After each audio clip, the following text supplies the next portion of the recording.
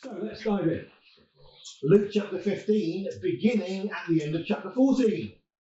Let the one who has ears to hear hear. And that's the last line of the previous chapter. Now, and I'm reading from the Greek, but I'll read it in English. Now, all the tax collectors and sinners were drawing near to hear him. But the Pharisees and scribes were grumbling, saying, "This man receives sinners and eats with them." But he said to them, or told them, this parable, saying, "What man among you, having 100 sheep and losing one of them, does not leave the 99 in the deserted place where there must still be some grass, and goes after the lost until he finds it? And when he finds it, he puts it on his shoulders, rejoicing. And when he comes home, he calls together his friends and neighbours, saying to them, 'Rejoice with me, because I found my sheep that was lost.'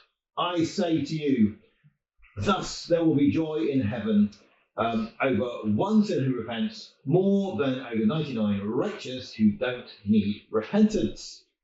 Or what woman, having 10 drachmas, coins, if she loses 1 drachma, does not light a lamp, sweep the house, and seek diligently until she finds it? And when she finds it, she calls together her female friends and neighbours, saying, 'Rejoice with me, because I found the drachma that I lost.'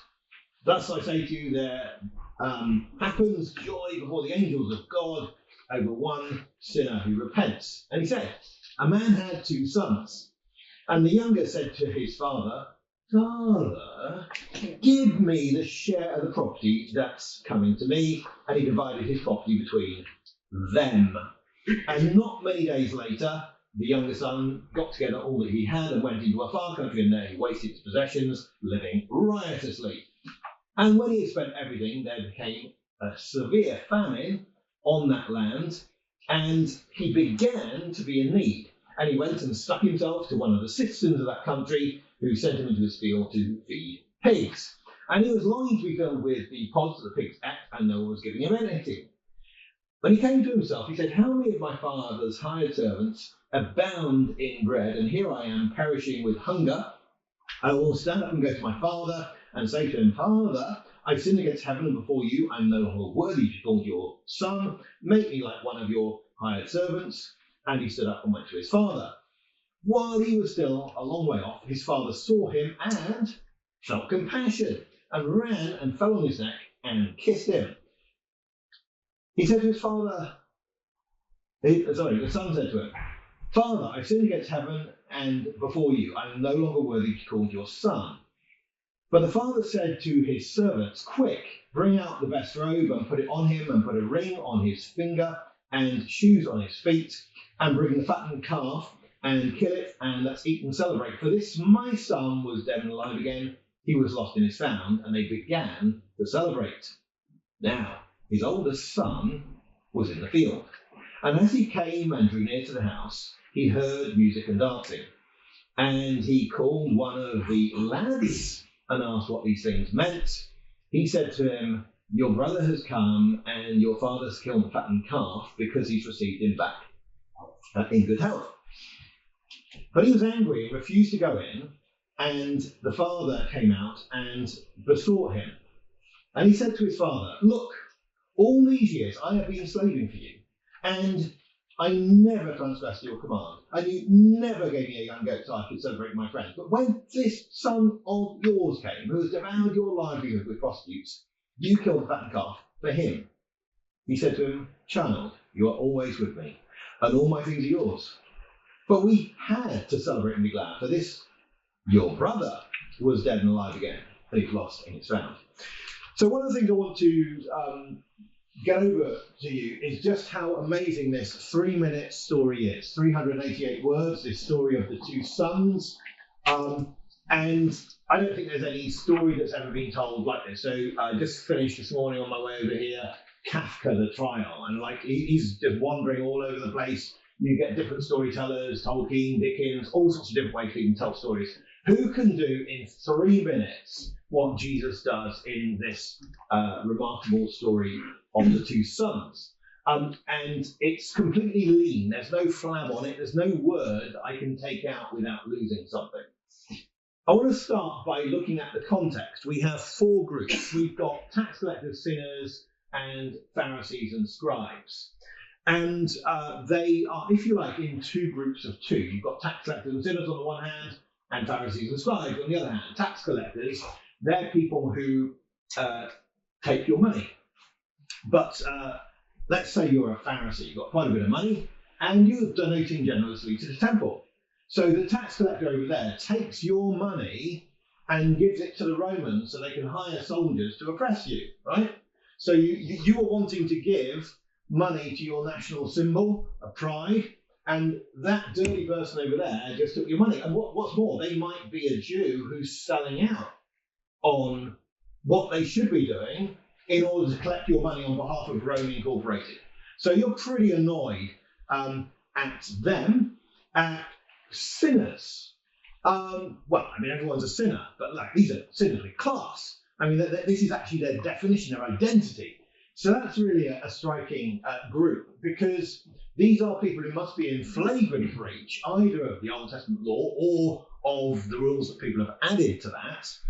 And that's really their identity. They're just doing that all the time. Interesting thing about tax collectors and sinners, we don't expect them to know the Bible very well. I mean, that's not where their interest lies. Pharisees, on the other hand, are the polar opposite of sinners. Pharisee means separator, so it's an Aramaic passive participle. That's where it comes from, like the word Messiah. It's got the same participle structure there. They're a separator, and therefore they're spending their time studying the Bible in order to see how they can get away from sin. They're the polar opposite in identity from a sinner. Of course, there's a structural problem there, because you can try and run away from sin, but it follows you like your shadow. So that's a difficulty for them, but at least they're trying. And then you've got scribes. Well, they can help you do a legal document, buying a field, something like that. But of course, a lot of their time is actually spent copying out the Bible by hand, particularly the first 5 books of the Bible, which are the most copied, the most popular. And therefore, they know that super well. And that's a striking thing. What we can tell, at least from the Mishnah, so the record of Jewish traditions, compiled about the year 200, but reflecting some stuff from the time of Jesus, is there are really strict rules about how to copy, and they're distinguishing one phrase from another similar phrase. So we're expecting these people to know the Bible super well. And I'm going to argue that it is a bit like a Pixar movie, what we have here, because there are different levels. So that, the children can hear one thing, the adults actually hear some different things. What we have here is actually mixed ability teaching. Now, what we see is that as Luke described it, the bad guys, tax collectors and sinners, are drawing near to Jesus. That's going to be an important word. Near and far is going to come up in Jesus' story. What's more, we read that all of the tax collectors are coming, which is really interesting. I guess tax collectors are a finite group. And so having every single one of the tax collectors in a particular area, we're not quite sure where this story is delivered, hearing Jesus is really quite a striking thing, that they've not left their toll booth or whatever, and I mean, they're basically toll collectors. And all the sinners, well, the all qualifies, certainly the tax collectors, maybe it qualifies to sinners as well. You've got this whole group, and they are listening to Jesus. So just as the last phrase of the last chapter was that the one who has ears to hear, that what they're doing is hearing. And you remember Deuteronomy 6 verse 4, hear, O Israel, the Lord your God, the Lord is one. So the one thing that the bad guys are doing, the tax collectors and sinners are doing, is hearing God. They're listening to Jesus. They're getting close to him. On the other hand, we have the scribes and Pharisees who are grumbling. Who grumbles in the Bible? The Israelites in the desert. Okay, so that's an interesting thing that's going on. And their particular source of grumbling is that he is receiving sinners and eating with them. So as far as they're concerned, I mean, there are actually two groups, tax collectors and sinners, but as far as the Pharisees and scribes are seeing it, they can categorise this essentially as one group.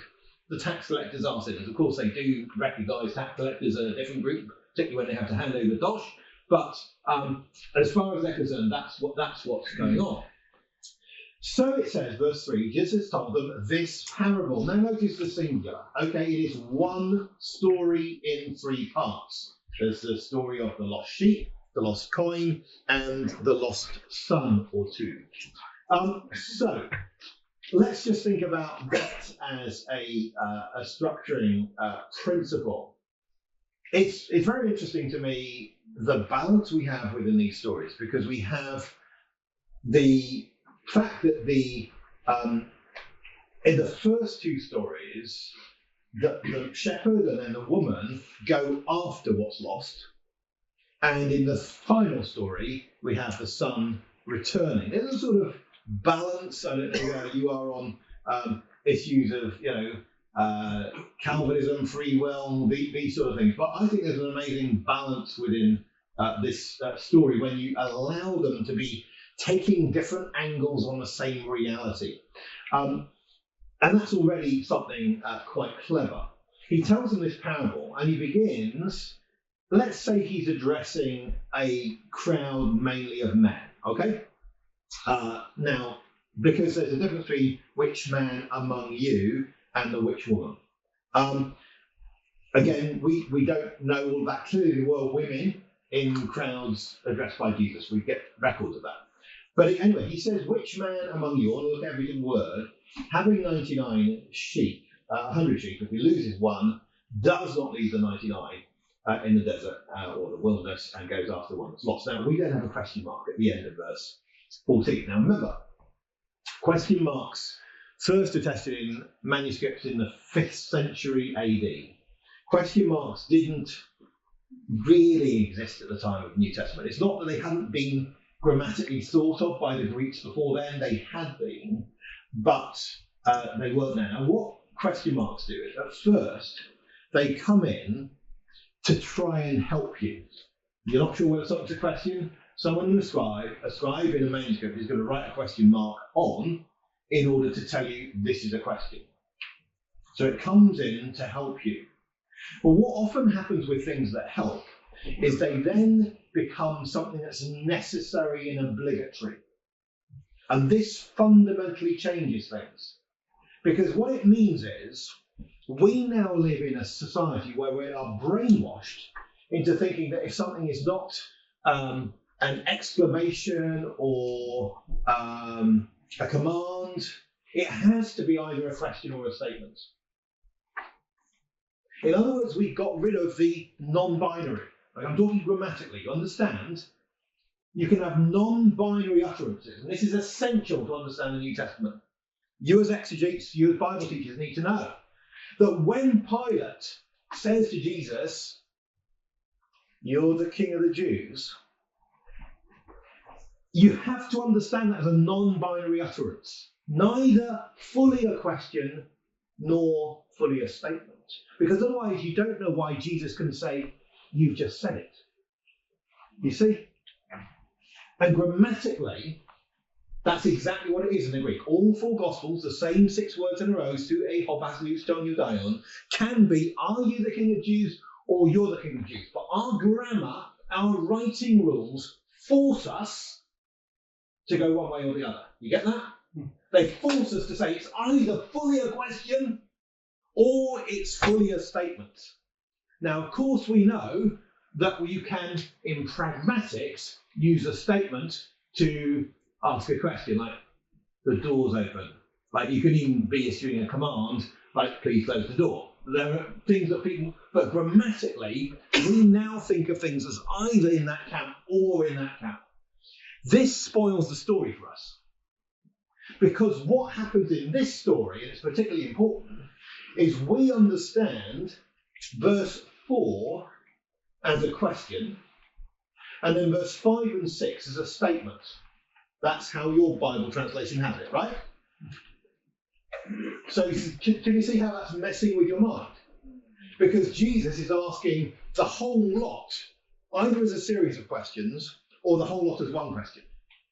Because otherwise what happens, and I was I was 50 when I realised I'd been misreading this. Yeah? I mean, that's how bad our grammar is in terms of brainwashing us. Because what we're doing is asking the question, well, look, is it really normal to leave 99 sheep unattended? I mean, it's like asking, what man doesn't do this? And you see how we're asking ourselves, well, some people like Kenneth Bailey said, well, obviously there was a keeper. But I don't think obviously there was a keeper, because 1 Samuel 17 has a situation where David leaves the sheep and it tells you there was a keeper. Then he gets to his brothers and Eliab says, hey, who do you leave those few sheep with? In other words, it's not obvious. That has to be spelled out in a narrative. So in other words, I want to take the whole lot as an absolutely extreme question by Jesus, right? Who doesn't do this? Which is grammatically weird at one level, because I want to answer, who on earth would? I mean, like, it's not just that the leaving the 99 sheep is weird, it's the whole sheep finding party for all of your friends and neighbours. That's also weird. You see, the whole lot is weird, particularly when it says, who doesn't? As if there's not a single person on the planet, or not a single person in the audience, who wouldn't do this. And that's really weird and provocative, if you like, on the part of Jesus. So we got it, the shepherd goes after the sheep, puts it on his shoulders, and then calls together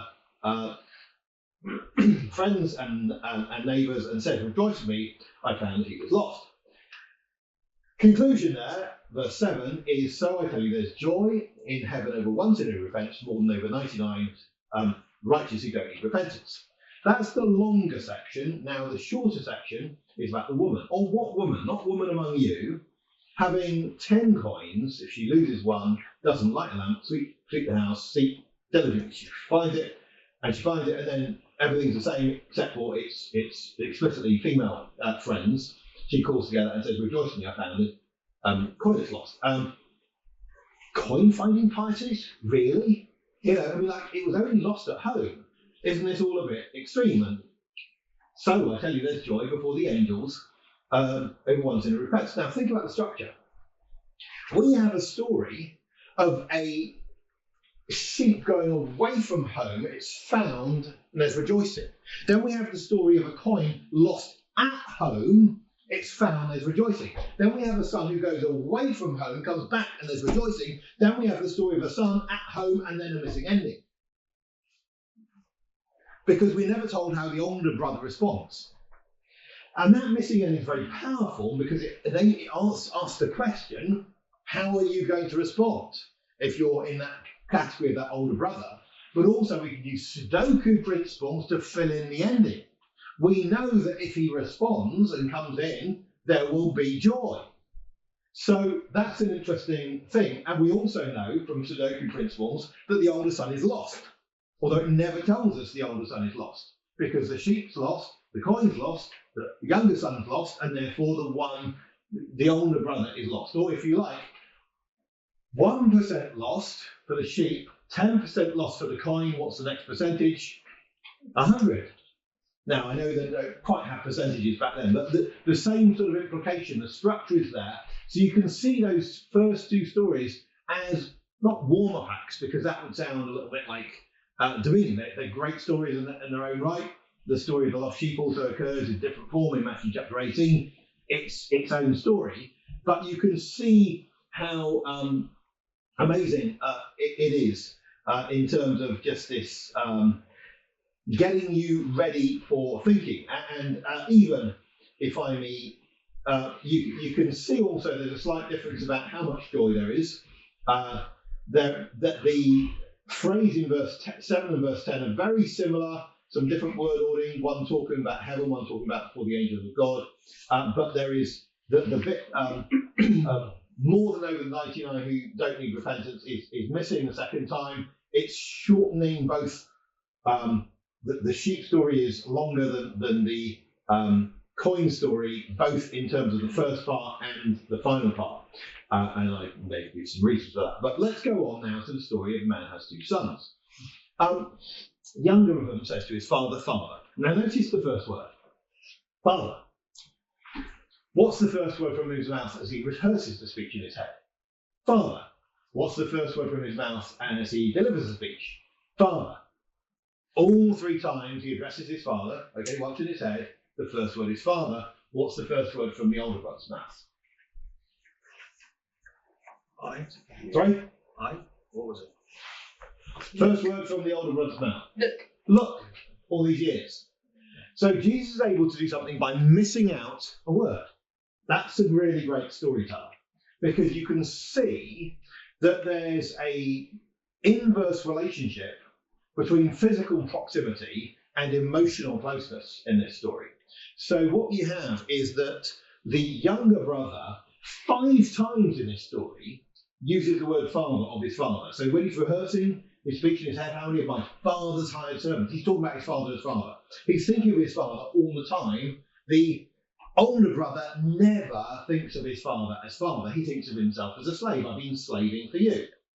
So that's an interesting thing. Yet we also have the words near and far used in this story. Remember that the younger son goes into a far country and the father sees him afar off.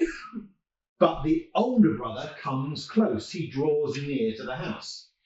The older brother is the one who is near and yet emotionally far. The younger one is the one who is physically far but emotionally closer.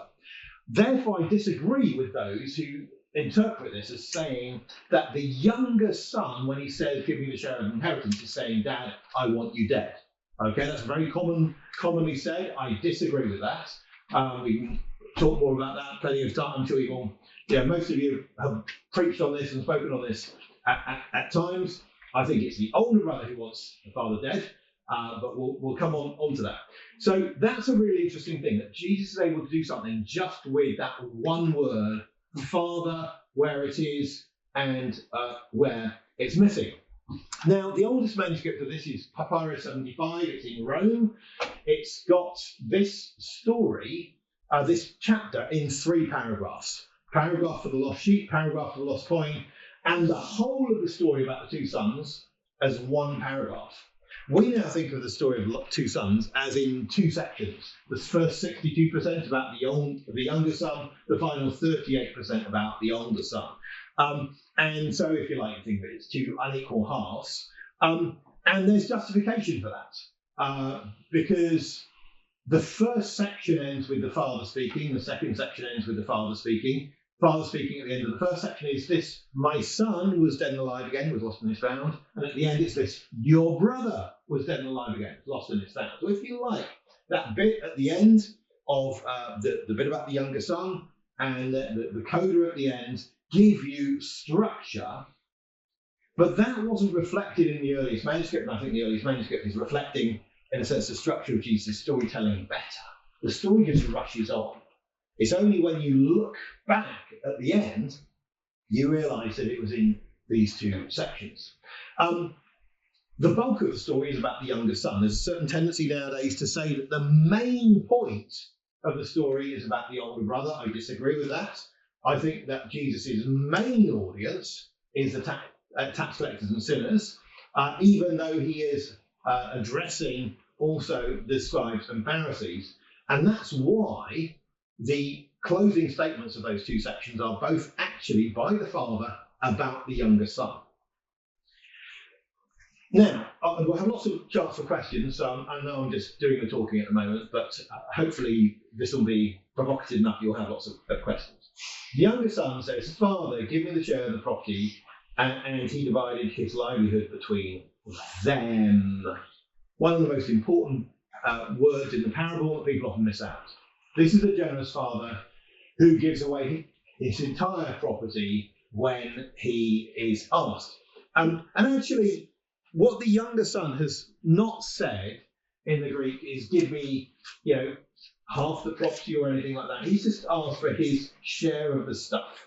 And what the father's done is more comprehensive. He's divided his livelihood, is the word, between them. So that's a more comprehensive sense. He goes above and beyond. He's a generous father, and he gives away a lot. Now, What country is this story taking place in? We don't know because it's a story. But if it takes place under Old Testament law, how much does an older brother get? Double share. Double. Okay, Deuteronomy 21:17. It gets a double share. Now, Jesus doesn't waste any words. So you're going to realise by the end of the story that this is a farm, but he never tells you it's a farm. Again, a really good storyteller has explicit and implicit stuff. So you're going to realise from the fact that your older brother's out in the field, there are young goats that can be given away, there's a fattened calf, there are lots of servants. You build up the impression this is a farm, but you're never told that. But in a traditional farming context, what happens to the farm as it goes through the generations? You don't split it into ever smaller contracts. I'm sure as Yarnton Manor was passed down generations of the Spencer family and others, it would go to the oldest son. Sorry, that's just the way it was. And what do the others get? Well, they get something. They get an allowance, £500 a year, which is a lot of money in those days, whatever it would be, but they wouldn't get the estate. And so what we can expect, therefore, is that the older brother has done phenomenally well. Therefore, of course, he's going to be really grateful. Oh, little bro, I love you so much, little bro, because you went to Dad, you asked him for the property, and I just landed the jackpot early. Hey, little bro, I love you so much. But if you need me, I'll be there for you. And if you ever go away, I'm going to miss you so much and so on. I mean, that's really how it ought to go, but it doesn't. So that's why it's so important that we realise early on that the older brother owns everything from this point onwards. Of course, the father is still head of the family. He can order the killing of a fattened calf. He can't dispose of the capital of the farm, but he is still in charge. Then we find not many days later, the younger son gathers everything he has, so he's basically got movable stuff. They haven't had to sell any of the farm. And he goes away into a far country, and there he wastes his possessions, living riotously. Notice the word waste. Where else do we get the word waste? Try the first verse of the next chapter. Okay, the very first verse of the next chapter is this. He said to his disciples, there was a rich man who had a steward, and he was accused of him of wasting his possessions. So what we have is two stories adjacent to each other about people who waste money. Who's listening? Even as Jesus tells the second story, chapter 16, verse 14, we find that the Pharisees who loved money were listening and they mocked him. So in other words, what we've got is Jesus telling people, including Pharisees who really love money, about people who waste money. Now, how do you feel about people who waste money? Tax collectors, taxpayers, taxpayers. No? How do you feel about people who waste money? Government waste on this and that. Local government, national government, waste. Wow, you feel really angry. So think about that, that Jesus is telling us two adjacent stories about people who waste money. So the younger son gathers and he wastes money, and it doesn't tell us how he wastes his money, because there are loads of different ways of wasting your money, and when it's wasted, it's gone. But what I want to highlight to you is that when it tells you about how he wastes it, it's just one word. The word, I say, riotously, prodigally, asotos is 6 Greek letters, not salvationly-ish. I mean, it's a word, it's an adverb that's quite vague. It doesn't tell us whether, sex, drugs, rock and roll. It doesn't do that. Why not? Well, several reasons. One is if you specify the sin, you glamorize it. 2 is sin's basically boring. Like a story is never better off by hearing about the specifics of the sin. Sometimes you need to hear about sin so you can do something to help someone. Yeah, but you're not better off after hearing it. So Jesus is a better storyteller than that. And if you specify the sin, it also makes this whole story less applicable. Like if it was a story about drugs, that doesn't help someone who's prodigal in sex or whatever. You get the idea. By the moment you specify a sin, you actually make this whole less good. And so it's the restraint in Jesus' story that's so remarkable. Because when people retell this story today, that's the big central section we stretch out. That word, that one word that Jesus does, living riotously, living prodigally, however you want to translate it, that becomes the big central section that we want to say all about the parties the guy had. And, if you look at some of the children's books about how they tell this, and, the guy looks in his bag with the coins and it's missing, that actually is a different story from the way Jesus tells. Jesus is a better storyteller than us, therefore, this doesn't become the big central section. He spent everything, and then becomes a severe famine. Now, a lot of people miss that out. There was one experiment, I think it's Clowney, in his book on this parable, talks about this story being told to some people in Russia quite a while ago and in Ohio. But anyway, the difference, whether they remembered about the Great Famine. That was because we found people in Russia who'd been close to famine remembered it more. That is a really interesting feature. Great famine, a severe famine, maybe a multi-year famine. But we don't often think about famine. Food has come so readily for us. It would connect with people in that context because there were still famines that were happening even in this point in the Roman Empire. It is a key point of the story that people are going to remember. And that's why this isn't the story of the prodigal son. It's really, if we're going to say anything, it's the story, two sons, but the story, let's say, for this guy, the story of the prodigal and unlucky son. Why does he end up feeding the pigs? Is it just because he made bad decisions? No. He made bad decisions and happened to choose to emigrate to the one country that was hit by a multi-year famine. That's bad luck, isn't it? In other words, we never get the version of the story where he ends up feeding pigs basically only on his own decision. Never get that. Now, as far as the older brother's concerned, younger brother's mess is entirely from his own decisions. But that's really an interesting thing, because often when we look at people, we might look at people who have really made a mess of their lives, but we factor out the fact that they were less lucky than us. They had a harder draw in life. That maybe the family situation, all sorts of things. And so we look and we judge people. And it's really interesting the way that Jesus slightly lets them off the hook. I mean, what's the background story to how that guy over there became a tax collector? What's the background story to how that woman over there became a sinner? And it doesn't tell you, but Jesus knows. And that's why this is so amazing as a story. And you can't miss any detail of this story out. Severe famine in that land, and he began to be in need. Now, this is the way Jesus in his story stretches things. Began to be. You notice how they began to celebrate. That's the phrase. It just tells you about how it begins, but it's a very open-ended way of looking at things. I don't know if many of you look at verbal aspect, but how you sort of describe an event. You can describe events as if they just happened as one point. You say, he was born, he lived, he died. Okay?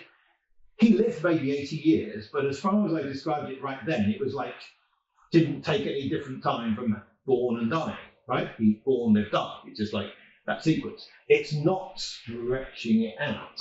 And what Jesus does, he began to be in is the stretching stuff that lets you enter into this more vividly.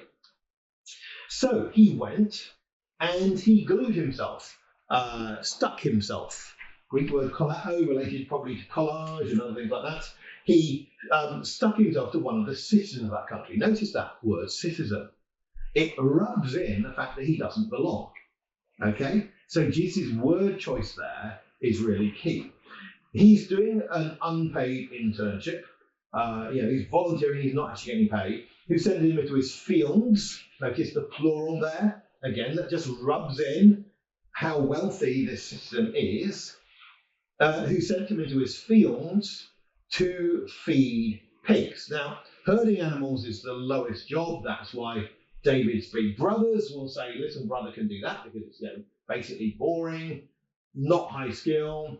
but you can be cold and wet and everything, you go wrong with that. Pigs, unclean animals. So that is the lowest of jobs. But also the way Jesus tells this story, it's very clever. Because at this point, if you're a Pharisee, how do you think the story's going? Pretty well. This guy is getting what he deserves. So Jesus gets the Pharisees emotionally on side before the story's going to start turning around and hitting them. So what I want you to see, as you appreciate this story, is the IQ. We're going to see the IQ a lot more later, as well as the EQ. Okay, the ability to think about emotions in this story is really brilliant. So anyway, he desired to be filled with the pods that the pigs ate. So he got pig food. No, he didn't. It doesn't say he got pig food. It says no one gave him anything. He's not even getting pig reject food.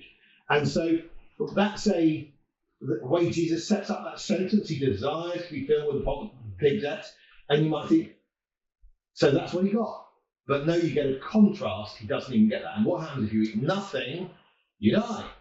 So what we've got is the thought that he is below the pigs. The pigs are getting food. He is not.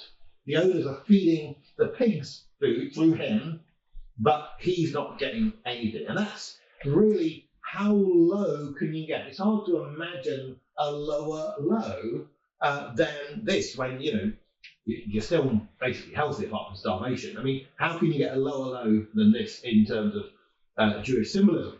And it's at that low point that then he comes to himself.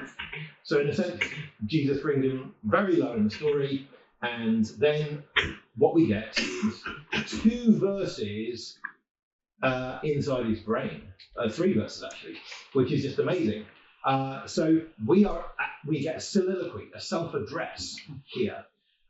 This is also exactly what happens in the very next story, chapter 16, verses 3 and 4, where you find the unjust manager addressing himself, both times asking a question, both times then resolving on what to do.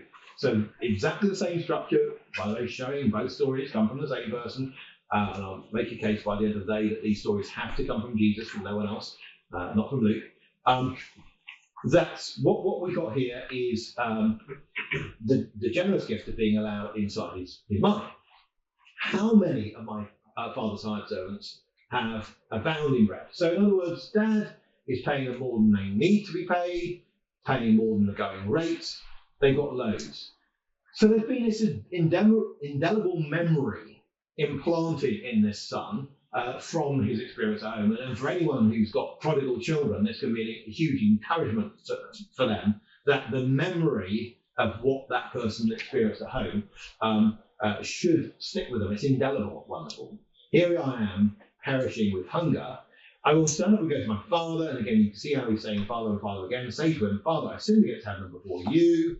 So there's real acceptance of his sin, at least at the superficial view.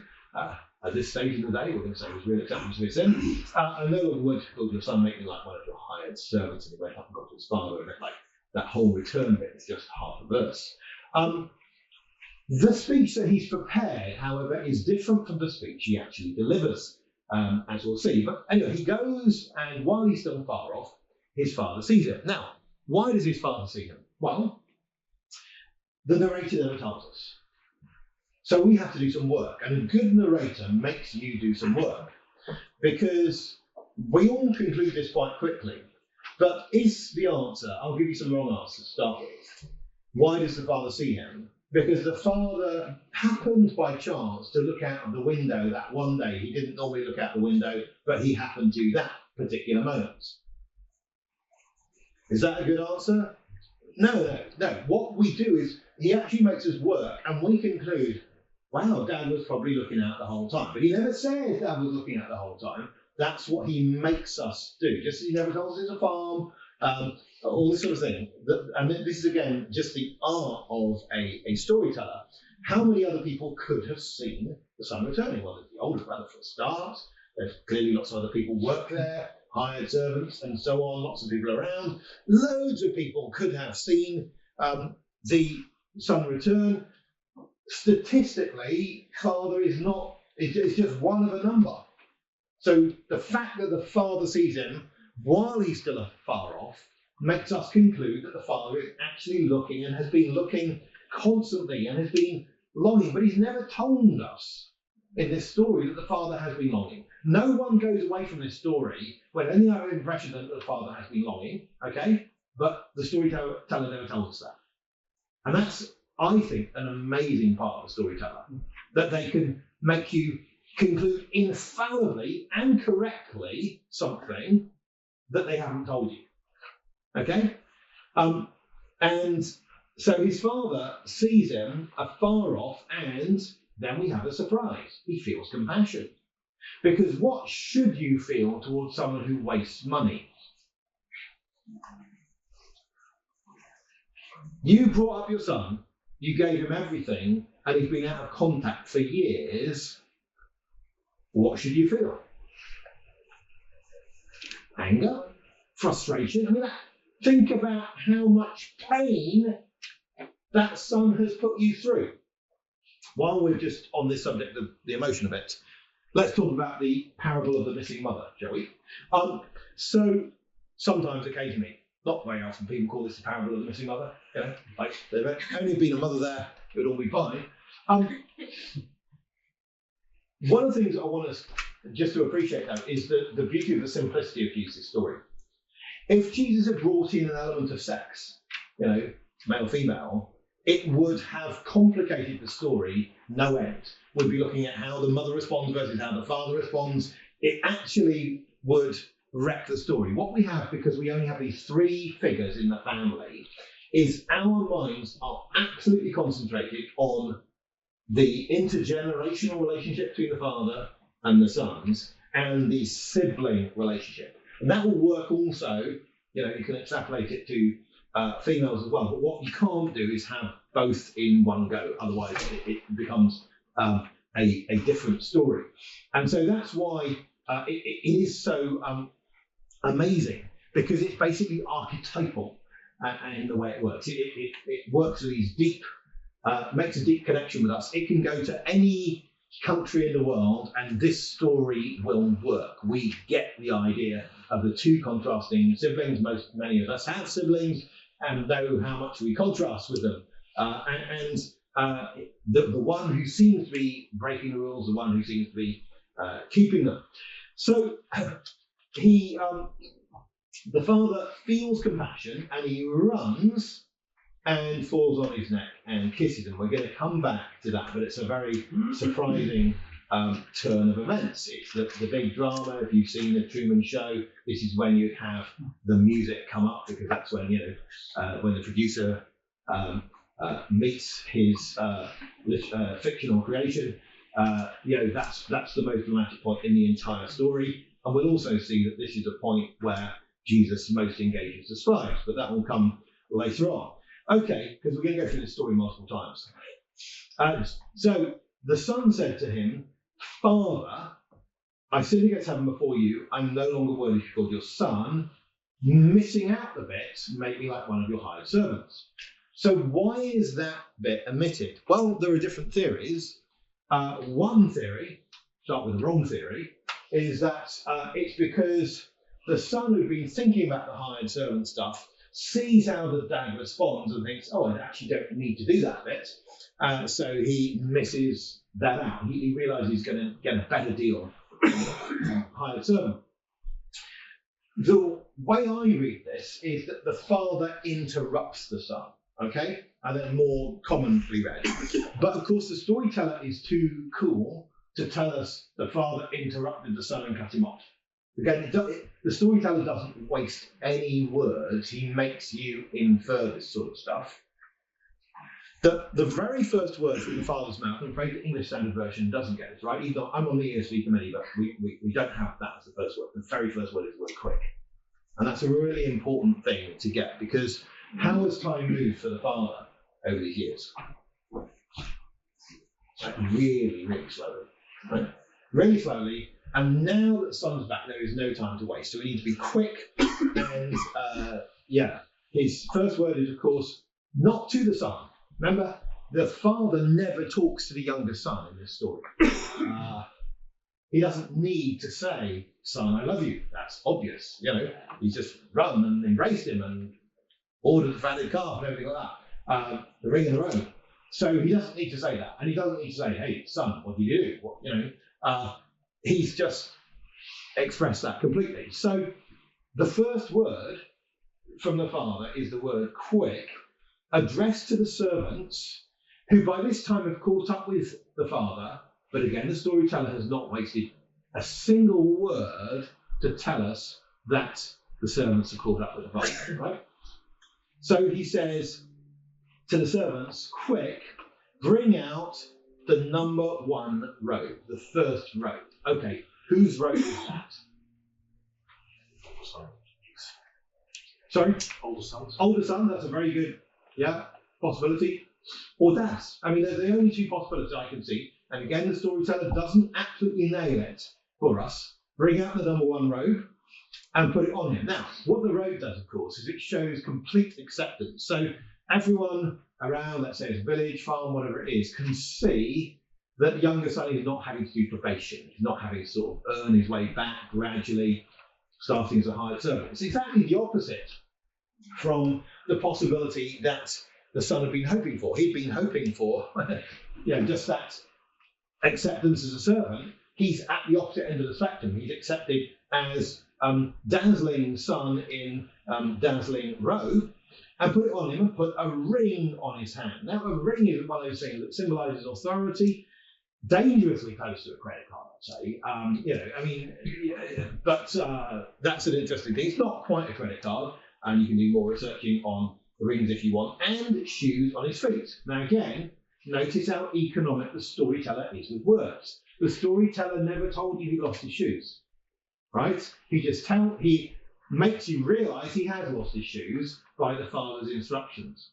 And that's just, again, it's just one of these breathtaking things about how someone can do this so economically. Remember, when Tolkien reflects on the Lord of the Rings, he says, people are criticised in different ways. He said, there's only one criticism I will accept, and that is, remember it? That it was too short. Yeah, right. That's, wow, there's no meal or missed meal that isn't commented on in the Lord of the Rings. You can't pass a tree without going into sort of deep description of it. And I love the Lord of the Rings. It's it's its own virtue by making things so long. But compare it with this 3-minute story. It's so weak in terms of what we have here is something that's hyper concentrated. Bring the fattened calf. So this is the corn-fed calf that you are feeding a lot and not allowing to move a lot. Okay, so that's the key thing. You only do that with one at a time because you're getting it ready for slaughter. 400 to 500 pieces of meat on that. So it's going to feed a good number. Because I have received, and kill it, and let's eat and celebrate. This is an interesting thing because we're going to get a lot of celebration. Remember that the shepherd had celebrated, the woman had celebrated when she found the coin, and here we have a celebration. And the older son is going to say he wanted his celebration. And we're going to see in chapter 16, there is a temporarily rich man and Lazarus, remember? And he is also celebrating every day. Wow, Professor Lennox, come on in. And then he concludes, because this, my son was dead and alive again, he was lost and found, and they began to celebrate. So again, that stretchy bit began. And then the emotional relationship of the father. This is not a scientific description of what's happened to his son. He wasn't dead and alive again, but he was, as far as the father was concerned, in an emotional level, he was dead. He was off the charts, incommunicado. He was effectively dead. He's come back from the dead. He's lost and found, and they began to celebrate. And then we have a pause, although in the earliest manuscript, but not the second earliest, there's no break here. The older son was in the field. What's he doing in the field? Sorry? Labouring. Now again, the storyteller doesn't waste any words to tell us he's labouring. He just makes us conclude he's labouring. And that's an interesting thing that we work that out, that somehow he's in the field and no one's called him to the party. He's like the last one to know about the party. Maybe he left his mobile phone behind and people haven't been able to call him. And so what happens, he comes and he draws near, verse 25. We're going to see how important that word draw near is. Draw near to the house and he hears music and dancing. Now, music and dancing can be great joyous things. They can also be about the most annoying thing possible. Like if you're in a student flat and you're wanting to sleep and there's music and dancing nearby, it's incredibly annoying. And so here we find what he finds annoying, even as the other people are very joyous, and he calls one of the servants, stroke lads, stroke children. I use the word lad because, again, the storyteller hasn't told us whether this is one of the servants at the farm or just one of the sort of local village children. The word will do for any of that. The key point is this is a bystander, and ask them what is going on. And then we get verse 27. And verse 27 is one of my favourite verses. And it's the verse that no one really notices. Verse 27 is amazing because there is no emotion in it. Let me read it to you. He said to them, "Your brother has come, and your father has killed the fattened calf because he has received him back in health." Just pure fact. Nothing. No, it's not dead and alive again, lost and found. Not the subjectivity of the father. It's just the objectivity of someone outside. Why is there a celebration? Well, son has come back healthy and therefore this animal has been killed. And Jesus is able to turn emotions on and off in this story, switch off for verse 27 and then back on full flow in verse 28. Because verse 28 is then the older son is angry. And it's the fact that the emotions are off in verse 27, which only highlights as they come back on in verse 28. Can you see how good every single word is here, yeah? He was angry and he refused to go in. So Dad comes out and beseeches him. Dad is trying to engage his son. And he said to his father, "Look." So again, the missing word. Doesn't say father. Look, all these years. So you would have thought that Dad could have said all these years at some point in the story, but he doesn't. The older son said, "All the years I have been slaving for you." Well, no, you actually have owned the farm since the beginning. Therefore, you've been building up your own business. You are a son, but you are thinking of yourself as a slave. You're thinking of your father as a slave driver, when we know that your father is actually a good employer who overpays his workers. So it's such a twisting of the truth. And I never transgressed your command. And you never gave me a young goat. Now notice how he uses never twice, and the father's going to respond with always. Okay? So the structure here. I never transgressed your command. What does that imply? It implies the father is someone who goes around dishing out commands. In fact, the commands are like lines that you're not meant to go over. And that's the way Dad works, constrains people. But hang on, what do we know about this dad? Well, we know that he gives out his inheritance to both children when one of them asks. We know he overpays his hired servants. And we know that he throws a big feast for everyone. So the plausibility that he's a sort of mean dad who just issues edicts and punishes people who go against them isn't really realistic. And you never gave me a young goat so I could eat with my friends. So I could celebrate with my friends. Never. Hang on, he gave you every goat on the farm. Every goat on the farm, you've owned the farm. So how is this plausible? Let's try and think of the son's mindset. Is it likely it was a vegetarian farm? No, they didn't have vegetarian farms then. I'm not sure we do now, but it certainly didn't then. Okay, so the idea that Dad's banned goats is not plausible. Is it plausible that Dad, who gives out his inheritance to his two sons so readily, has banned friends from coming round? No.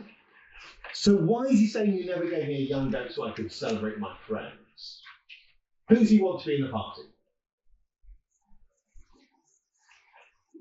His friends. Who do you want not to be in the party? Sorry? The father. The father. You see that as he eats goat with his friends and Dad's there, he can't enjoy it. It's not actually a celebration. So this is the son who's right up close, who actually wants his father dead. He wants his father out of the way. All of those times he's having meat at the farm and friends, he can't enjoy it because his dad is there. He can't celebrate. And remember, what sort of celebration does he want? He wants a young goat celebration. Now, young goat versus fatted calf, there's just no comparison. He's wanting a measly celebration compared with the father's celebration for everyone. But when this son of yours came, denying that his brother is his brother, this son of yours came, who has devoured your livelihood with prostitutes.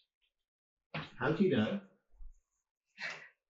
How do you know the biggest expense of your younger brother, who has been dead, therefore incommunicado, all these years? And you're just in from the field, okay? Has he been sending you postcards from the brothel? No. So what's the only source of this information? The imagination, right? Why is that in his imagination? Maybe because that's what he would do. Maybe. And again, Jesus doesn't absolutely land this, because a really good storyteller has an edge to the story that makes you wonder, okay? And it just makes you wonder. I wonder if that's what he was wanting to do. So, again, when you're teaching this, don't overpreach, okay?